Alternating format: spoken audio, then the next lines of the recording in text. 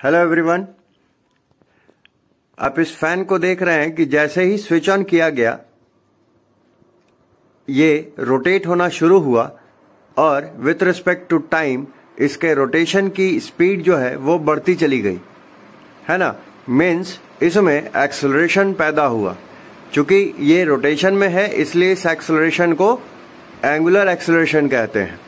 कुछ देर के बाद ये क्या होता है, अपनी मैक्सिमम स्पीड को गेन कर लेता है और फिर उसी स्पीड के साथ रोटेट करता रहता है जब तक कि स्विच ऑफ ना कर दिया जाए, है ना। तो जब इसकी स्पीड फिक्स हो जाती है रोटेशन की, उस समय किसी भी तरह का एंगुलर एक्सेलरेशन नहीं होगा। मीन्स उस समय एक्सेलरेशन जीरो कहा जाएगा।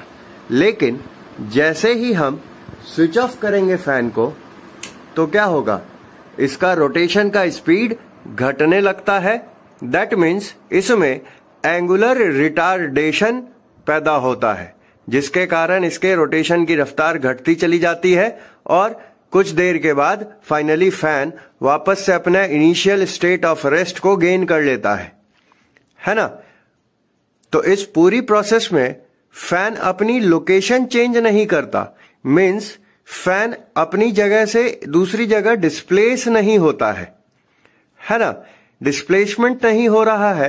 दैट मीन्स हम कह सकते हैं कि नेट एक्सटर्नल फोर्स जो है न्यूटन्स लॉज के अकॉर्डिंग वो इस पे जीरो है ना। तो सवाल है कि जब नेट एक्सटर्नल फोर्स जीरो है तब ऐसा क्या हो रहा है जिसके कारण फैन में एंगुलर एक्सेलरेशन पैदा हो रहा है। ठीक है, इसका जवाब होता है टॉर्क।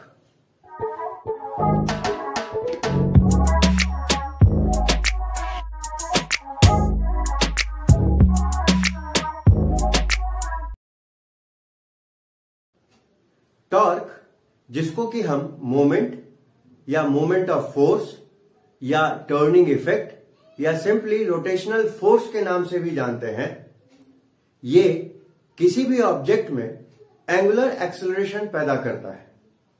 किसी भी ऑब्जेक्ट को ये क्लॉकवाइज या एंटी क्लॉकवाइज डायरेक्शन में रोटेट करता है या रोटेट करने की कोशिश करता है। टॉर्क जो है वो रोटेशनल इक्विवेलेंट होता है लीनियर फोर्स का। तो लीनियर फोर्स जहां किसी ऑब्जेक्ट में लीनियर एक्सेलरेशन पैदा करता है, जिसकी यूनिट होती है मीटर पर सेकंड स्क्वायर और हम उसको स्मॉल a से इंडिकेट करते हैं, वहीं टॉर्क किसी ऑब्जेक्ट में एंगुलर एक्सेलरेशन पैदा करता है जिसको हम अल्फा से इंडिकेट करते हैं और यूनिट होती है रेडियन पर सेकंड स्क्वायर। किसी भी ऑब्जेक्ट में टॉर्क कब पैदा होगा, अगर हम इस बारे में बात करें तो फैन के एग्जाम्पल से एक बात तो क्लियर है कि अगर ऑब्जेक्ट पे लगने वाला टोटल एक्सटर्नल फोर्स जीरो हो तब भी उस ऑब्जेक्ट में टर्निंग इफेक्ट पैदा किया जा सकता है या होता है। ठीक, यहां मैं बात कर रहा हूं टोटल एक्सटर्नल फोर्स की। मतलब अगर किसी ऑब्जेक्ट पे नंबर ऑफ एक्सटर्नल फोर्सेस लग रहे हैं तो उन सभी एक्सटर्नल फोर्सेस का जो सम होगा, जो रिजल्टेंट होगा, वो अगर जीरो हो तब तो उस केस में भी उस ऑब्जेक्ट में टर्निंग इफेक्ट या टॉर्क पैदा हो सकता है। ठीक, अब एक सवाल यह है कि क्या किसी ऑब्जेक्ट में रोटेशन इफेक्ट बिना एक्सटर्नल फोर्स अप्लाई किए भी पैदा किया जा सकता है? तो इसका जवाब है नहीं। किसी भी ऑब्जेक्ट में बिना एक्सटर्नल फोर्स लगाए हम टॉर्क नहीं पैदा कर सकते, हम उसमें रोटेशनल इफेक्ट नहीं पैदा कर सकते। ठीक है, ध्यान बस ये रखना है कि कहीं नंबर ऑफ एक्सटर्नल फोर्सेस तो नहीं अप्लाई हो रहे हैं, एक से ज्यादा एक्सटर्नल फोर्स तो अप्लाई नहीं हो रहा है, तो उस केस में हमको रिजल्टेंट फोर्स की बात करनी है। ठीक है, यहां भी कंफ्यूज बिल्कुल नहीं होना है कि क्या अगर रिजल्टेंट फोर्स जीरो हो जाए तब टॉर्क पैदा होगा कि नहीं होगा। तो टॉर्क बिल्कुल पैदा होगा। ठीक है, उसके बारे में हम बात करेंगे आगे। ठीक है, उसके लिए ये दो रिलेशन मैंने यहां मेंशन कर रखा है। ठीक है, तो टोटल एक्सटर्नल फोर्स जीरो हो या नहीं हो, दोनों ही केस में टॉर्क पैदा हो सकता है।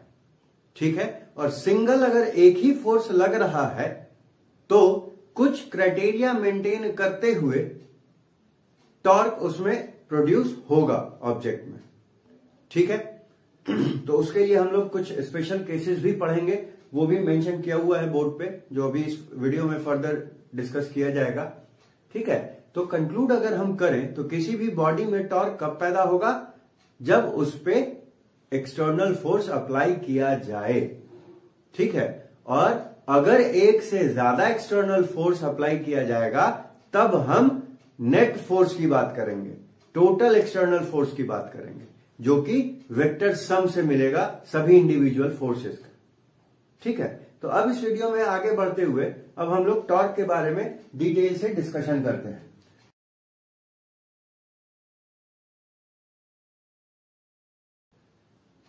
तो सबसे पहले हम बात करते हैं टॉर्क के सिंबल की। तो सबसे मोस्ट कॉमनली जो सिंबल यूज होता है टॉर्क के लिए वो ये होता है, जिसको हम टाउ पढ़ते हैं। ठीक, एच.सी. वर्मा बुक में आपको कुछ इस तरह का सिंबल मिलेगा टॉर्क के लिए। ठीक है, सिंबल के ऊपर एरो साइन से क्लियर हो ही गया होगा कि टॉर्क जो होता है वो एक वेक्टर क्वांटिटी होती है।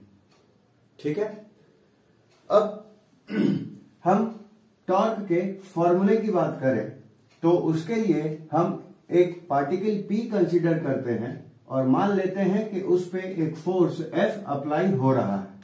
ठीक है, अब हम क्या करते हैं, एक ओरिजिन O कंसीडर करते हैं और उस ओरिजिन से इस पार्टिकल का जो पोजीशन वेक्टर है वो r वेक्टर मानते हैं।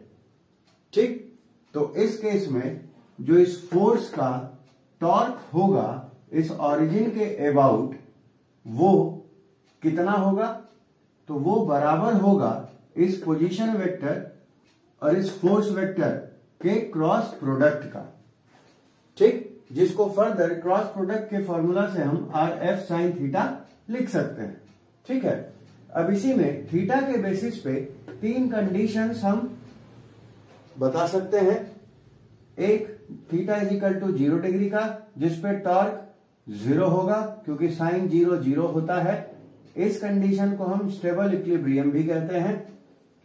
दूसरा, theta is equal to 90 degree का, तो साइन 90 चूंकि 1 होता है इसलिए टॉर्क की वैल्यू हो जाएगी सिंपली R इंटू एफ।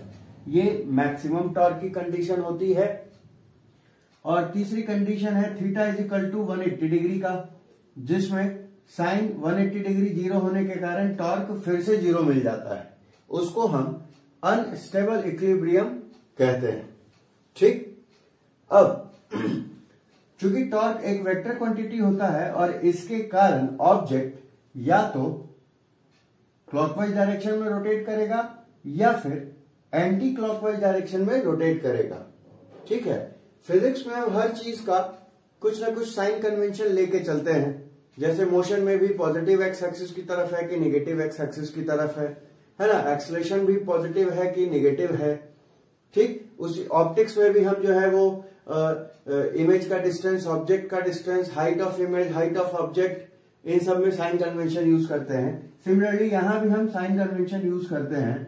ठीक है, जिसमें हम मान लेते हैं कि एंटी क्लॉकवाइज डायरेक्शन वाला जो टॉर्क होगा उसको हम पॉजिटिव मान लेते हैं और क्लॉकवाइज वाले को हम नेगेटिव मान लेते हैं। ठीक है, लेकिन यहां पे ये चीज ध्यान रखना है कि ये एंटी क्लॉकवाइज वाला ही पॉजिटिव माना जाएगा ये जरूरी नहीं है। ठीक है, ये हमारे ऊपर डिपेंड करता है कि हम कौन सा कन्वेंशन लेते हैं। लेकिन अगर हमने एक बार एंटी क्लॉकवाइज को पॉजिटिव मान लिया तो थ्रू आउट रोटेशनल मैकेनिक्स की स्टडी में हम एंटी क्लॉकवाइज डायरेक्शन को हम पॉजिटिव ही मान के चलेंगे। ठीक है, अब टॉर्क के मैग्नीट्यूड की तो बात हो जाएगी आर एफ साइन थीटा से या फिर सिंपली आर एफ से, है ना। डायरेक्शन की बात, तो डायरेक्शन जो होगा टॉर्क का वो according to this cross product होगा। ठीक है, that means direction of torque जो होगा वो होगा perpendicular to R vector and F vector. R और एफ दोनों पे परपेंडिकुलर होगा टॉर्क का डायरेक्शन। ठीक है, अब हम बात करते हैं कुछ स्पेशल केसेस की। ठीक है। सबसे पहला स्पेशल केस हम कंसीडर करते हैं तब जब अप्लाइड फोर्स परपेंडिकुलर हो एक्सिस ऑफ रोटेशन के, लेकिन वो आपस में एक दूसरे को इंटरसेक्ट नहीं करते हैं। ठीक है, applied force is perpendicular to axis of rotation, लेकिन वो आपस में एक दूसरे को इंटरसेक्ट ना करें। ठीक, तो ऐसे सिचुएशन में हम कैसे निकालेंगे टॉर्क? तो ये फिगर समझिए, ये एक रिजिड बॉडी है जिसके किसी पॉइंट P पे फोर्स F अप्लाई हो रहा है। ठीक, ये ओरिजिन हमने मान लिया और इस ओरिजिन के through axis of rotation consider कर लिया AB। AB और F आपस में क्या होंगे? परपेंडिकुलर होंगे, लेकिन इंटरसेक्ट नहीं कर रहे हैं। ठीक है, तो ये बात फिगर से मेंशन की हुई है, फोर्स और AB आपस में इंटरसेक्ट नहीं हो रहे। ठीक, इस पॉइंट P का ओरिजिन के रिस्पेक्ट में जो पोजीशन वेक्टर है वो है R वेक्टर। ठीक है, तो अकॉर्डिंग टू दिस फॉर्मूला जो टॉर्क होगा F वेक्टर का इस एक्सिस ऑफ रोटेशन के अबाउट, मींस AB के अबाउट, वो कितना होगा? R क्रॉस F होगा। ठीक, R क्या है यहां पे? OP वेक्टर है, तो OP वेक्टर लिख दिया। ठीक है, साइन थीटा का क्रॉस प्रोडक्ट वाला फॉर्मूला अगर साइन थीटा वाला यहां पुट करेंगे तो क्या होगा? R cross F equal to RF sine theta होगा। ठीक है, इसको हम पलट के कुछ इस तरह भी लिख सकते हैं, FR साइन थीटा। ठीक, अब देखिए इस ट्रायंगल में इस थीटा के लिए ये साइड परपेंडिकुलर और इस 90 डिग्री के कारण ये वाला साइड हाइपोटेनियस, तो साइन ऑफ दिस थीटा क्या होगा? Perpendicular by hypotenuse. तो sine theta is equal to perpendicular, ये है ना, बाय हाइपोटेनियस, मतलब ये। तो यहां से OP को अगर इधर ले आए तो क्या हो जाएगा? OP साइन थीटा हो जाएगा, तो उससे हमको OS मिल जाएगा। Means OS is equal to क्या हो जाएगा? OP sine theta. OP की वैल्यू क्या है? जो R वेक्टर का होगा, मतलब सिर्फ R, और साइन थीटा तो है ही। मीन्स R साइन थीटा जो है वो किसके बराबर? OS के बराबर। तो यहां पे हम R साइन थीटा की जगह OS लगा देते हैं। ठीक, तो इससे हमको torque of F about AB क्या मिल जाता है? R क्रॉस F को मॉडिफाई करते हुए हमको फाइनली F इंटू OS मिलता है। ठीक, अब है कि ये OS है क्या चीज? तो ये OS जो होता है वो होता है कॉमन परपेंडिकुलर। किसके किसके ऊपर? तो फोर्स वेक्टर के भी ऊपर और एक्सिस ऑफ रोटेशन के भी ऊपर। मतलब ये OS जो है वो एक्सिस ऑफ रोटेशन पे भी परपेंडिकुलर होगा और अप्लाइड फोर्स पे भी परपेंडिकुलर होगा। ठीक, क्लियर है? इस OS को, इस कॉमन परपेंडिकुलर को हम लीवर आर्म भी कहते हैं या मोमेंट आर्म भी कहते हैं टॉर्क का। ठीक है, अब हम बात करते हैं कि इस टॉर्क का डायरेक्शन क्या होगा। तो पहले ही हम बात कर चुके हैं कि टॉर्क की डायरेक्शन क्या होगी?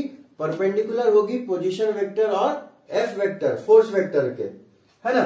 अब यहां पे फोर्स वेक्टर क्या है? परपेंडिकुलर है AB वेक्टर के, है ना, मीन्स एक्सिस ऑफ रोटेशन के, है ना। तो देखिए, चूंकि टॉर्क का डायरेक्शन परपेंडिकुलर होगा, है ना, किसके?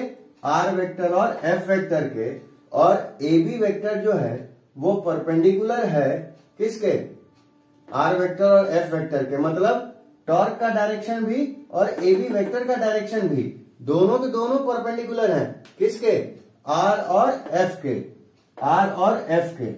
तो जो परपेंडिकुलर का डायरेक्शन होगा वही टॉर्क का डायरेक्शन है, या जो टॉर्क का डायरेक्शन है वही परपेंडिकुलर का डायरेक्शन है, मीन्स AB वेक्टर का डायरेक्शन है ना। मीन्स ये जो टॉर्क हमको मिलेगा उसकी डायरेक्शन क्या हो जाएगी? अलोंग एक्सिस हो जाएगी, मीन्स अलोंग AB वेक्टर हो जाएगी।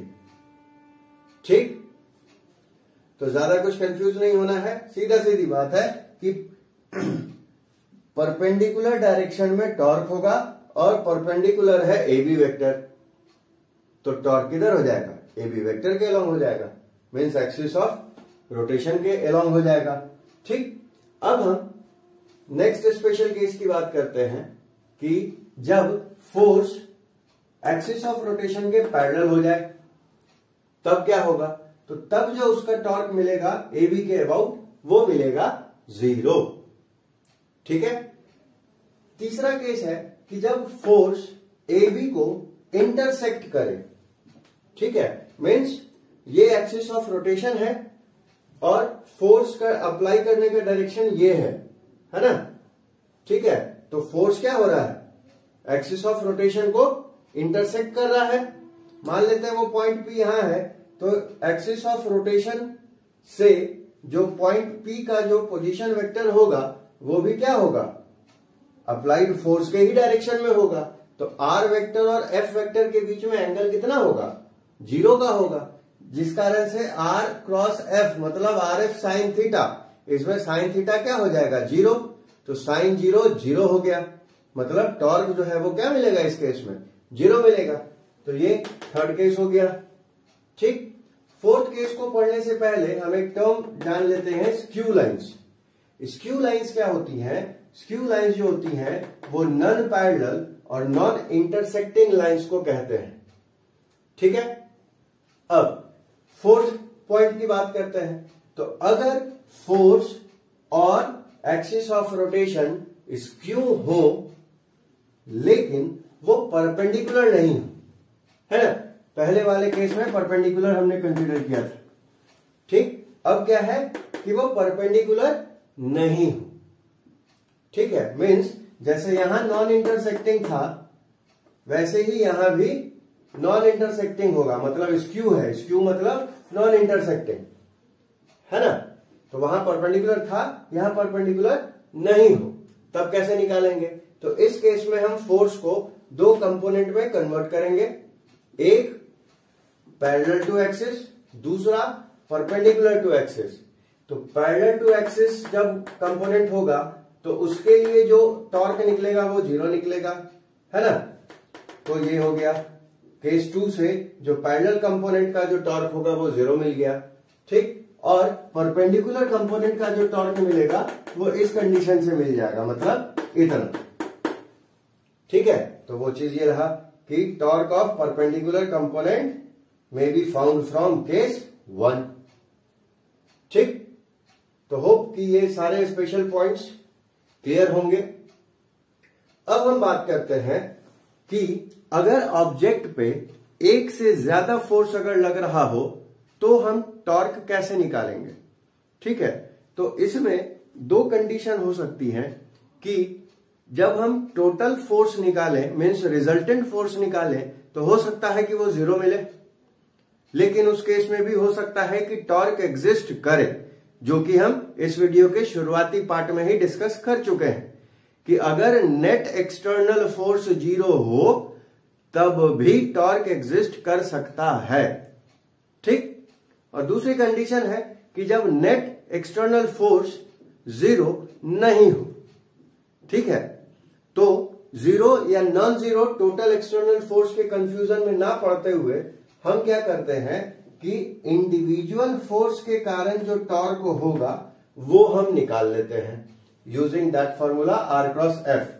तो पहला वाला फोर्स मान लीजिए एक पार्टिकल पे लग रहा है जिसका पोजीशन वेक्टर है r1, तो उसके लिए टॉर्क हो जाएगा r1 क्रॉस f1। दूसरे पार्टिकल का पोजीशन वेक्टर अगर r2 है और उस पे फोर्स अगर f2 लग रहा है तो ये हो जाएगा r2 cross f2, similarly r3 cross f3 and r4 cross f4 and so on, है ना।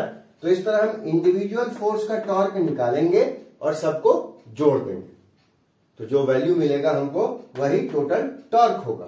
ठीक, दूसरी कंडीशन मल्टीपल फोर्सेस के केस में यह हो सकती है कि नंबर ऑफ फोर्सेस एक ही पॉइंट पे लगे किसी ऑब्जेक्ट के। तो जब सभी फोर्सेस एक ही पॉइंट पे लग रहे हैं तो उस केस में हम सिंपली रिजल्टेंट फोर्स पहले कैलकुलेट कर लेंगे। तो रिजल्टेंट फोर्स क्या हो जाएगा, सिंपली वेक्टर सम हो जाएगा इंडिविजुअल फोर्सेस का, F1 plus F2 plus F3 plus F4 and so on, है ना। तो रिजल्टेंट फोर्स निकालने के बाद हम उस रिजल्टेंट फोर्स और उस पर्टिकुलर पॉइंट के पोजीशन वेक्टर को आपस में क्रॉस प्रोडक्ट कर देंगे, जिससे हमको टोटल टॉर्क मिल जाएगा। क्लियर है? तो स्टूडेंट्स, अब आपको टॉर्क के बेसिस पे बेसिक न्यूमेरिकल्स करने की जरूरत है, ताकि आप क्रॉस प्रोडक्ट का फंडा समझ सकें, आप जीरो टॉर्क या मैक्सिमम टॉर्क का कंसेप्ट समझ सकें, परपेंडिकुलर जो डिस्टेंस है कॉमन परपेंडिकुलर का उसके बारे में आप समझ सकें, स्पेशल केसेस जितने भी हैं उसको आप समझ सकें, ठीक है, और मल्टीपल फोर्स के बेसिस पे जो कंडीशंस आती हैं उनको भी आप समझ सकें। क्योंकि थ्योरी को समझ के जब हम न्यूमेरिकल उस पे बनाते हैं, ठीक है, तो उससे हमको कंसेप्ट्स और ज्यादा क्लियर होने में हेल्प मिलती है।